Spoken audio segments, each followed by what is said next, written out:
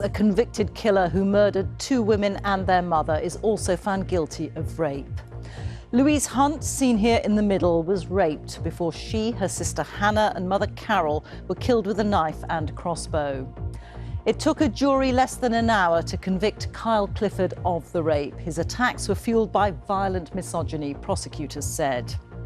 His victims' relatives, John Hunt, the BBC racing commentator, and his surviving daughter were in court to hear the verdict. Kyle Clifford did not attend. Also on the programme tonight, President Zelensky of Ukraine thanks Europe for its support after the US suspended military and intelligence aid. We are very thankful that we are not alone, and these are not just words, we feel it. We speak to the daughter of Captain Sir Tom Moore about the charity she set up in her father's name and the criticism she's faced from the charity's watchdog. And could our own bodies hold the key to finding new antibiotics? A private US company says it successfully landed a spacecraft close to the moon's south pole to look for evidence of water ice. In the last few minutes, scientists said they had direct contact with the Athena lander, but they're unclear about the health of the craft. And this year's Glastonbury Festival will be headlined by US singer Olivia Rodrigo and British band The 1975. Our headlines today.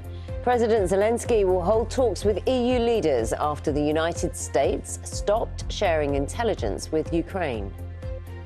Children's doctors call for a complete ban on smacking in England, saying it puts young people at risk of physical and mental harm.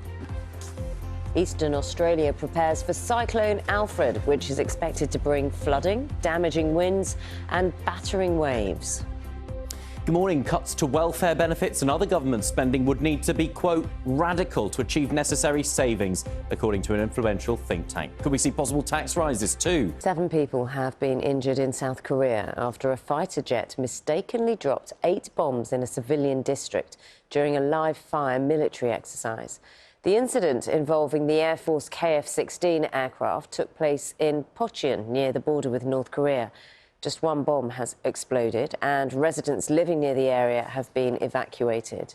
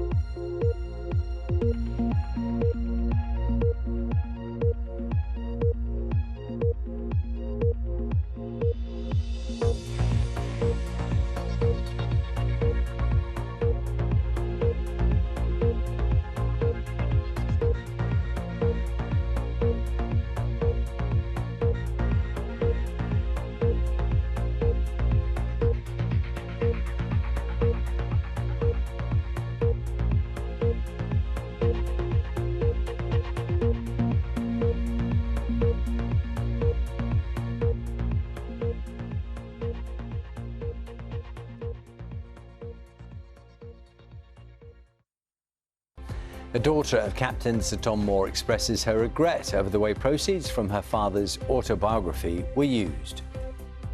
I'm sorry they feel misled. I genuinely am, but there was never any intent to mislead. And if there was any misleading, it wasn't our doing. Good morning from the London Eye. Good morning, chaps. The London Eye is celebrating its 25th anniversary this Sunday. It is an iconic London landmark. Information on how often trains are delayed or cancelled will be more prominently displayed at more than 1,700 railway stations in England from this morning.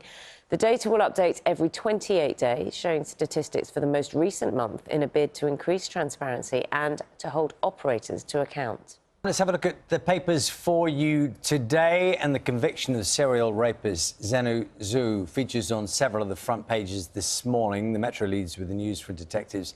There may be up to 60 more victims. A 28-year-old PhD student was found guilty of drugging and raping 10 women in the UK and China. The Times carries a warning from Ukrainian MP Kira Rudik that more people will die after the US cut intelligence ties with Kyiv, saying the move has drastically weakened Ukraine's key weapon systems and hampered the country's ability to defend itself.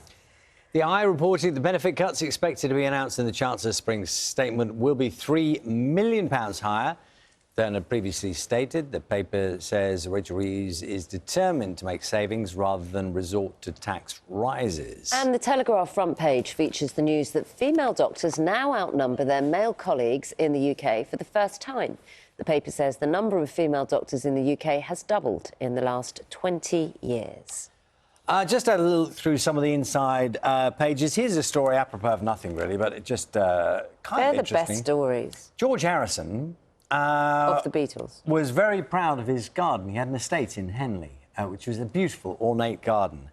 But his friends says, this is in the Times, were a horticultural menace. Let me explain. Neil Titley, who was under gardener at Friar Park, which is where George Harrison lives, has done an interview in the Oldie saying that George Harrison employed some Hare Krishna disciples to tend to his garden.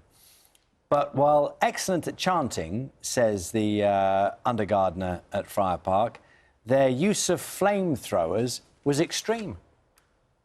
Use of flamethrowers in the garden as part of the gardening. That's what the man says. That is what the man says.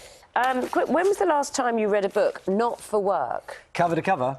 Yeah. Well, it would be on holiday normally, and that whole thing of settling down to a book. I mean, to be honest, it hasn't, not this year, as in the last 2 months for sure.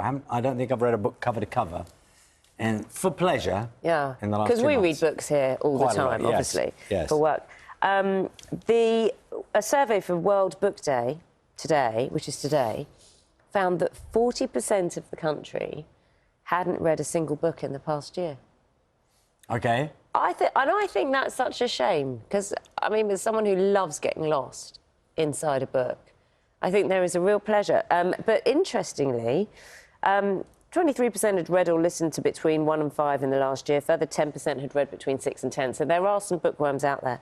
But interestingly, physical books, the survey showed that readers still value physical books over e-books, despite fears that printed literature would go. And that I find quite encouraging. Yes, absolutely. That's a special thing, isn't it? It's lovely. Physical book, lovely.